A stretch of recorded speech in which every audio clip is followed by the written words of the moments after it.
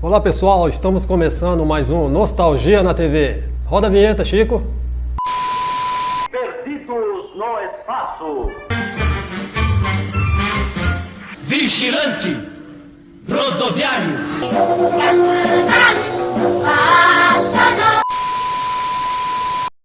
Olá pessoal, hoje nós vamos falar sobre os programas infantis que adornaram a nossa infância, a nossa adolescência. E para começar a gente a falar sobre esse programa, a gente tem que voltar no início, né? E como tudo começou. Nos anos 50, porque a televisão estava se iniciando, os atores eram de teatro, praticamente amadores. Então, o que fazia sucesso com as crianças na época, o pessoal observou que deveria trabalhar em cima desse nicho, que é as crianças, né, na televisão, porque não havia um programa específico para as crianças. Então, eles viram que o circo atraía muitas crianças. Então, como estava uma televisão ainda amadora, ainda estava em fase de, vamos dizer, de experimentação, então eles trouxeram o quê? O circo para dentro da TV. E tinham palhaços que já tinham uma certa fama, né? As crianças adoravam, eles viram que as crianças adoravam, e seria uma atração que deveria ser testada.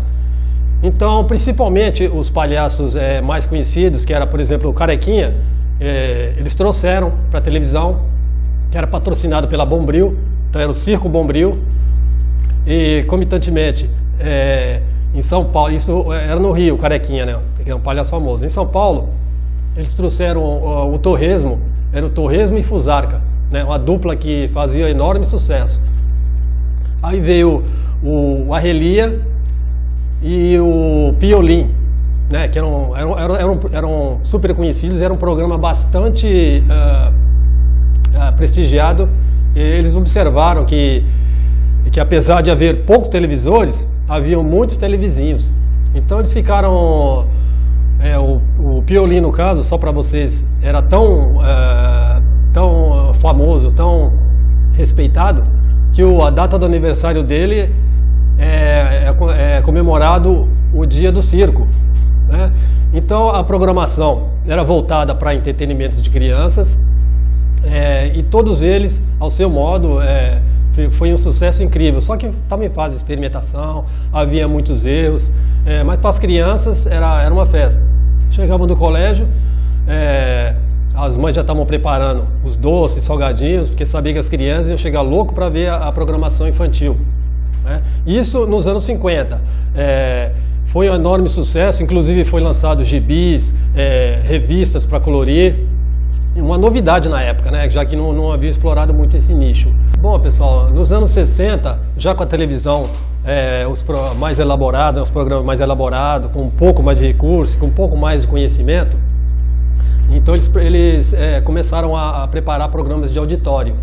Então, o que aconteceu? Estava difícil achar até no meio, já que o pessoal ainda não tinha aquele conhecimento, né, daquele veículo, que ainda era novo ainda. Então os anos 60, com a televisão, com a programação mais elaborada, com o pessoal já tinha uma experiência maior, então eles arriscaram a fazer um programa de auditório, que era bem mais complicado, né? Pessoal, até o trabalho de câmera, já que era uma câmera enorme, até para movimentar, mas eles resolveram que iriam fazer. A filha de um cameraman, que era a Márcia Cardeal, uma menina muito esperta, muito inteligente, o pai dela levou ela para assistir um programa no qual ele estava filmando, e o pessoal gostou dessa menina, muito esperta, muito inteligente, e chamaram ela para fazer esse programa que já estava sendo produzido, né?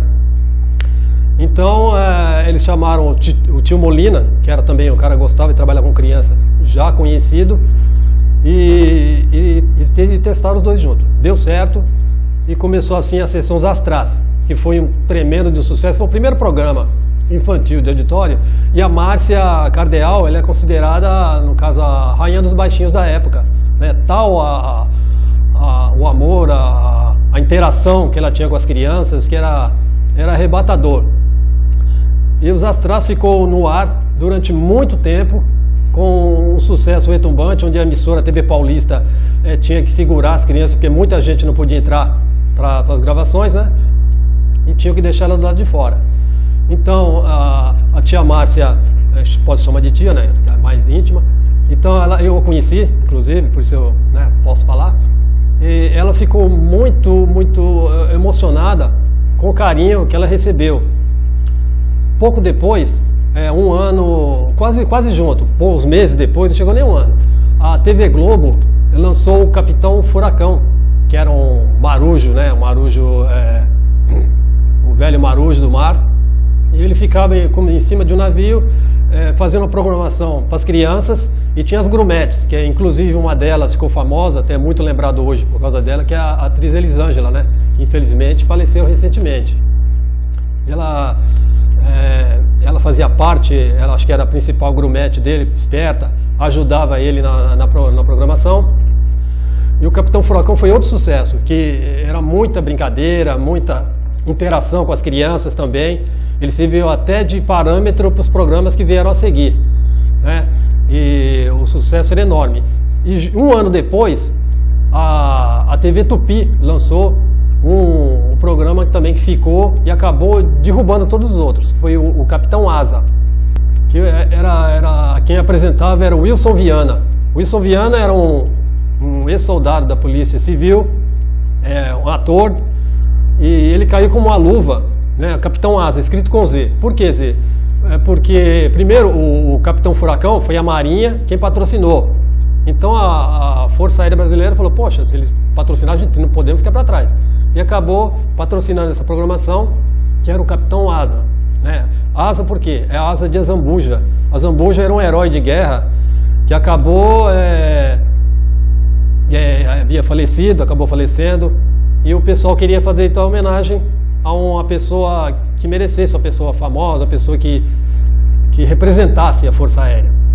E o Capitão Asa foi um paradigma, ele quebrou, porque o programa dele, comparando com os outros, era super moderno. Ele descia ele viajava numa espaçonave, né? Mesmo com os recursos que eram parcos, ficou muito legal, muito bacana.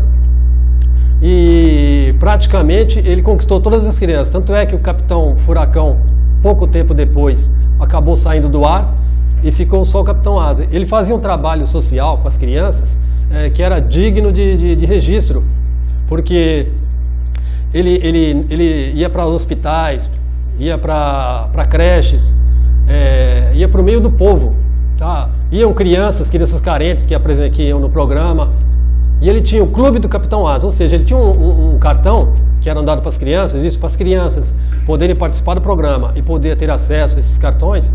Ele tinha que ser bons filhos, tinha que ter boas notas, né, para poder participar do programa e poder receber esse benefício do Clube do Capitão Asa. Então foi um programa que só saiu do ar porque a Tupi, infelizmente, ela saiu do ar. E ele achou que não deveria, né, ir para outro programa porque a Tupi era a cara dele. E ele foi uma pessoa que, no caso, que mais representou na época os anseios das crianças, né, gente? Então, maravilhoso. Então a gente vai pular agora, por exemplo, o Capitão Asa foi o último dessa trupe que trabalhou com criança e tinha o tino para trabalhar com criança. Foi um sucesso espetacular. Tanto é que se vocês verem os gibis dos anos 70, até alguns dos anos 80, vocês vão ver que no meio do gibi tem a propaganda lá do Clube do Capitão Asa. E ele foi quem trouxe um monte de heróis que o pessoal gosta, desenhos animados, foi ele quem trouxe. Que vinha um monte e ele escolhia, né? Ele e a menina Martinha, que era uma loirinha, que era todo mundo queria ser essa Martinha, as meninas na época, né?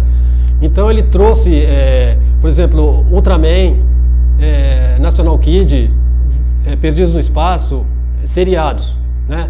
E desenhos animados, principalmente o Brasil do Espaço e Speed Racer, né? Que para a época era um desenho bem moderno. Ele fez o maior sucesso.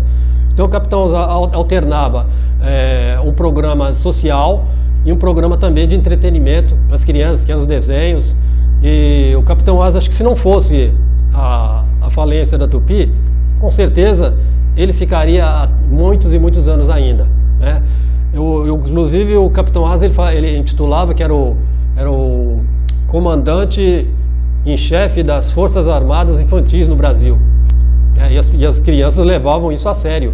Ele contou um caso interessante, que ele falou que em determinada época, isso já tinha, né, saído da Tupi, ele não apresentava mais programa, 3 rapazes sequestraram ele e levaram ele por um caminho ermo, e ele parou, ele olhou os 3, viu 3 rapazes e falou: tem idade de talvez tenham visto o meu programa, é a minha salvação. Aí ele perguntou para um deles: eu posso falar? Então o rapaz falou: ó, fala só o trivial. Aí ele comentou e falou: ó, vocês assistiram televisão? Ele falou: não, eu não assisti, aliás eu só assistia um, que era o Capitão Asa. Então ele falou: essa é a deixa. Ele tirou o crachá dele, ele tinha uma carteirinha, né, com o crachá ainda do programa, e tinha uma pulseira e um colar que ele tinha escrito Capitão Asa. Aí ele entregou para os rapazes, mostrou para eles, aí o rapaz pediu perdão, pediu desculpas, né, e ele deu uma bronca no rapaz: você não ensinou, você não aprendeu o que eu te ensinei? Quer dizer, e depois disso ele falou, ficou emocionado, que encontrou um rapaz, o rapaz era outro, mudou. Isso para ele foi uma vitória, valeu uma vida, né? E vamos, gente, aí depois do Capitão Asa, quando saiu do ar, aí nós vamos pular para os anos 70, que foi um ano bastante profícuo. Tinha o Globo Cor Especial, que foi um programa com a Paula Saldanha. Paula Saldanha, ela era sobrinha do João Saldanha, que é técnico da seleção. E esse programa é uma musiquinha, título de abertura, até hoje todo mundo lembra, né, que é muito falado. E tinha a sessão de desenhos, brincadeiras também. Ela apresentava um monte de novidade para as crianças. Mas o programa que realmente mexeu com o subconsciente das crianças, que ensinou, foi um dos programas mais didáticos que teve, foi Vila Sésamo. Vila Sésamo, até os atores, né, ajudaram. Era o Armando Bogos, Araci Balabanian, a Sônia Braga, que estava aparecendo pela primeira vez na TV, ela fazia a professorinha Ana Maria, né? A Araci Balabanian era a Gabriela, uma doceira, e o Armando Bogos, que era o tipo faz tudo. E tinha os bonecos que ficaram super marcados, que era o Garibaldo, feito pelo Laerte Morrone, o Gugu, que era o Horócio, né? José Orosco, perdão. E tinha o Funga Funga, né, que é a espécie de toma do áudio, só o Garibaldo e as crianças viam, né? Então ensinavam noções de contas, de letras básicas para as crianças aprenderem. Era misturado com desenho, e ele é proveniente da Vila Sésamo americana, né? E eles conseguiram comprar o direito, e a Cultura e a Globo produziram Vila Sésamo. Era um programa bem caro. Só que isso em 72. Em 73 a Globo começou a produzir sozinha.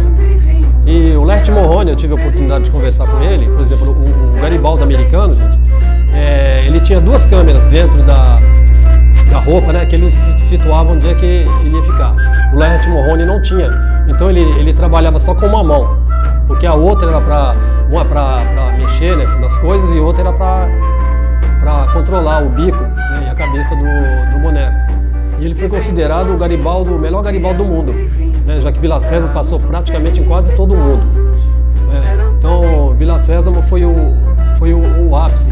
E começou também, isso já estava no final, o Topo Gigio, que também marcou. A gente não pode esquecer do Topo Gigio, né, que alçou o Agildo Ribeiro a status de estrela, né? A carreira dele deu uma decolada incrível por causa desse ratinho, que era cria de uma italiana, Maria Perego. E o próprio rapaz que fazia a voz do Topo Gigio, ele era uma pessoa de uma inteligência fora do comum. Ele falava, por exemplo, inglês, português, francês, alemão. Ele ia viajando em cada estado e gravavam 20, 30 episódios. E as crianças ficavam doidas com isso daí. Infelizmente, o jornal Pasquim acabou detonando o personagem. Depois de uns 3 anos de muito sucesso, né, do Topo Gigio aqui no Brasil, o Pasquim começou a colocar nuances, duvidando da masculinidade dele. Infelizmente, ele acabou pifando aí o nosso Topo Gigio, né? Acabou estragando uma coisa que era uma maravilha para as crianças, né? E nos anos 70 teve o Sítio do Pica-Pau Amarelo, uma produção muito bem feita, e os Banana Splits, né, que foi um tremendo sucesso, já que ele foi produzido nos anos 60, 68, chegou no Brasil nos anos 70, e foi um tremendo sucesso, porque eram personagens psicodélicos, né? Bem malucos mesmo. E acabou caindo no gosto das crianças, onde eram esquetes de humor, né, de bonecos, pessoas vestidas, né, de bonecos, e muito desenho animado, tinha um desenho que todo mundo adorava, era um live action, A Ilha do Perigo, Os Cavaleiros da Arábia, Os Três Mosqueteiros, e tinha um outro desenho que era, o pessoal virava desenho animado, né, o pessoal tinha um aparelho que diminuía eles, conseguiam andar, por exemplo, o gramado deles parecia um deserto, né? Parecia uma floresta, né? Então fez muito sucesso, seja no final. Nos anos 80, o primeiro programa que acabou fazendo sucesso e já abrindo os anos 80 com outro tipo de programação foi o Balão Mágico, né? O Balão Mágico que era feito pelo Orival Pessini, que era o Fofão, né? Aquele boneco, ele mesmo fazia as máscaras dele, o Jairzinho, né, filho do cantor Jair Rodrigues, a Simoni, o Toby e o Rick. Então eram aventuras que eles acabavam participando e as crianças adoravam. Muito sucesso. Isso foi até o ano de 86, quando aí entrou a Rainha dos Baixinhos, que foi a Xuxa, né? Foi um programa duradouro, que arrebentou o Boca do Balão, não preciso nem falar, o pessoal, né, não tem nem o que falar do sucesso que ela teve, já que ela foi um sucesso que ninguém teve, e eu acredito que não bater, gosto dela ou não. Mas ela arrebatou, acabou o coração praticamente das crianças do Brasil, do país todo. E ainda foi, o programa dela, o sucesso foi tanto que foi exportado para a Argentina, ela chegou a fazer, parece, nos Estados Unidos também, em vários países também. Certo? Mas a Xuxa, pelo desgaste, pelo tempo também, ela acabou saindo da grade. Aí entrou o TV Colosso, que era um programa, o pessoal era do Rio Grande do Sul, que havia feito um ótimo trabalho, e a Globo acabou trazendo. Então, com os recursos que a Globo tem, acabou juntando muito ao agradável. É um programa bem elaborado, bem projetado, já tinha um certo, pelo menos na região sul, né, já eram conhecidos, e acabou sendo um retumbante sucesso. Inclusive, eles acabou derrubando um programa que era o grande sucesso da época, que era a Família Dinossauro, né? Acabou até saindo da grade por causa da TV Colosso. E resumir que vamos dizer assim, eram bonecos, né? O pessoal se vestia, por exemplo, e era só cachorro, né? Na programação. Aí tinha a Priscila, tinha as três pulgas que iriam detonar, porque ali seria uma TV dentro da TV. E a Priscila, essa cachorra, ela queria ser protagonista. Então girava em torno disso daí. E cheio de outros cachorros, outras coisas, querendo boicotá-la. E esse sucesso, assim, tanto é que a Priscila, fizeram a enquete na época, ela foi a personagem mais lembrada, né? Não teve pra ninguém. Então esse programa durou até quase os anos 90. Né? E aí acabou o programa sem a Globo dar satisfação, sabe? Terminou abruptamente. Entrou no seu lugar o Angel Mix, que é da Angélica, né? E acabou no programa da Angélica ali o que fez mais sucesso, que eu achava o programa ainda para criancinha mesmo, que era o Teletubby, né? Na época foi um tremendo sucesso. E no SBT trouxe a Eliana, que acabou, por exemplo, trazendo os Bananas de Pijama. Então fez maior sucesso também, né? Eu me lembro, meus sobrinhos, meus filhos adoravam. O pessoal, onde tinha Banana de Pijama ou Teletubbies, era sucesso garantido. Bom, e não muito menos a cultura também entrou nesse nicho, e ela fez um caprichado programa, o Castelo Rá-Tim-Bum, né? Esse programa ganhou prêmios internacionais, adoidado, onde eles competiam lá fora, onde tinham festivais de programas infantis e tudo mais. Castelo Rá-Tim-Bum foi o mais premiado. E consistia, o programa era um castelo meio encantado, né? E o Cássio Scarpim, que era ali o que as crianças adoravam, ele fazia o papel de um garoto chamado Nino. Ele tinha 300 anos, só que ele não tinha amigos. Então o que ele fez? Ele atraiu um grupo de crianças para dentro do castelo, fez amizade com eles, eles sempre o visitavam. E tinha uns inimigos fora que queriam derrubar o castelo para poder construir um prédio. Então girava mais ou menos em torno disso daí, com muitas aventuras, muita coisa bacana e acabou sendo também um sucesso incrível. Principalmente lá fora, os prêmios que ele ganhou chamou a atenção de todo mundo. E eu não sei por que a cultura acabou, não sei se por ser um programa caro, né? Tinha atores conhecidos como o Sérgio Manberti e acabou saindo do ar. São coisas que a gente não, a TV não explica, né? A gente acaba sem saber. Bom, gente, sem falar com a TV Globinho, que fez muito sucesso, durou até 2015, mas infelizmente, até para desespero das crianças, porque ainda fazia muito sucesso, elas ficaram órfãs desse programa, porque a apresentadora Fátima Bernardes acabou praticamente ela tirando da grade para apresentar o programa, um encontro com a Fátima Bernardes, né? As crianças lamentaram, mas infelizmente foram votos vencidos, né? Teve protestos e tudo mais das crianças.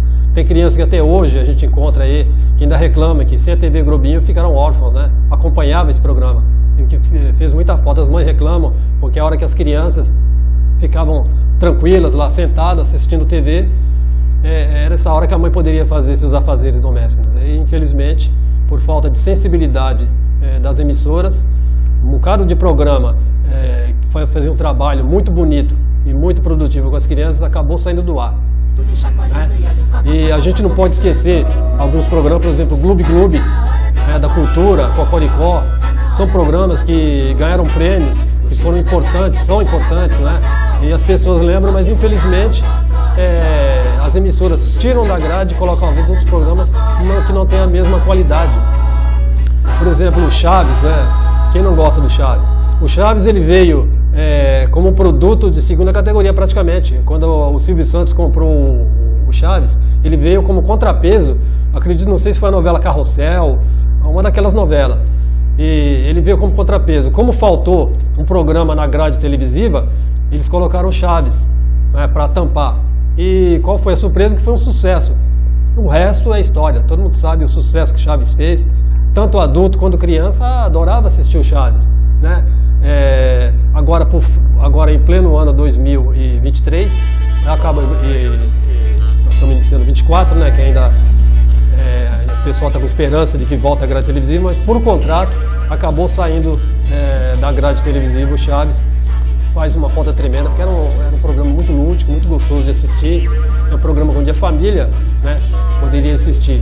A gente lamenta. Hoje praticamente a gente não tem um programa voltado realmente para criança, como aquele de antigamente, e o antigamente que eu digo mais recente, até dos anos 90, né? E hoje a gente não tem, porque eles passavam bons preceitos, passavam, por exemplo, os mais novos obedeciam os mais velhos. Hoje parece antiquado, o pessoal, as crianças vão falar, esse programa hoje não faria sucesso. Eu acho que faria, tá? Eu acho que está faltando pra gente isso daí. Entendeu? Tem que ter um parâmetro. E as pessoas, antigamente, a gente tinha um programa bem elaborado, voltado para as crianças e não tinham preocupação com merchandising. Hoje, qualquer programa que faz, a primeira coisa que quer saber é com merchandising. Por exemplo, o Shazam Xerife, que fez um tremendo sucesso nos anos 70, o que aconteceu? Eles foram intimados a poder fazer bonecos, brinquedos, e eles recusaram. Eles falaram, não vamos explorar as crianças. E passavam sempre bons preceitos, boas coisas que a gente tem que levar para a vida. Até hoje, encontro gente que assistia, por exemplo, que aprendeu a contar com Vila Sésamo. Pessoas já de idade falou que, por exemplo, o Capitão Asa foi um parâmetro para ele ser o homem que hoje é, o Capitão Furacão. Entendeu? Então, está faltando esse tipo de programação, voltado para a criança, voltado para trabalhar a criança e o adolescente. Então, por isso que a gente está vendo aí, né? O pessoal acha que as crianças são mal educadas, crianças que não respeitam os mais velhos. Infelizmente, eu acho que deveria ter uma programação desse tipo, principalmente a TV Cultura, que trabalha nisso daí, eu acho que deveria fazer essa função. E, infelizmente, né, a gente fica na saudade, fica na memória e fica no nosso coração. Eu espero que vocês tenham gostado, tá, gente? Ainda tem vários personagens que a gente poderia, né, destrinchar, trabalhar eles que nos deram muito, né? Mas infelizmente uma parte já morreu, outra parte, hoje o pessoal está com outra cabeça, hoje é muito preocupado com lucro, né? Preocupado só com o Ibope, quanto se está dando bom Ibope ou não, para poder conseguir conseguir patrocínio. Então, essa preocupação que tem, infelizmente, hoje esquece do essencial, né? Falta coração. E a gente espera que alguém bata uma luz, né, na cabeça da pessoa, e a pessoa, porque pode ser explorado isso daí. Eu tive um programa do Titio Molina, né, até os anos 70, que era um programa que tinha na Bandeirante, onde ele passava bons preceitos, educação, de civismo, e isso se perdeu com o tempo, infelizmente. E os desenhos, ele prendia as crianças. Por exemplo, as crianças só participavam dos programas se tivessem boas notas, se fossem bons filhos, se fossem bons alunos. E isso incentivava a criança a ir para o lado do bem. Hoje não, hoje vê desenho onde o bandido às vezes é o herói da criança. Certo? Infelizmente, gente.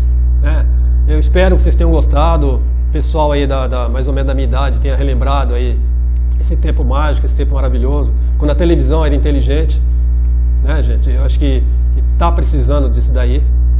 Mas eu espero que vocês tenham gostado e a gente espera na próxima apresentar também um programa tão bom quanto esse. Um abraço, gente, fiquem com Deus e até a próxima. Perdidos no espaço. Vigilante rodoviário.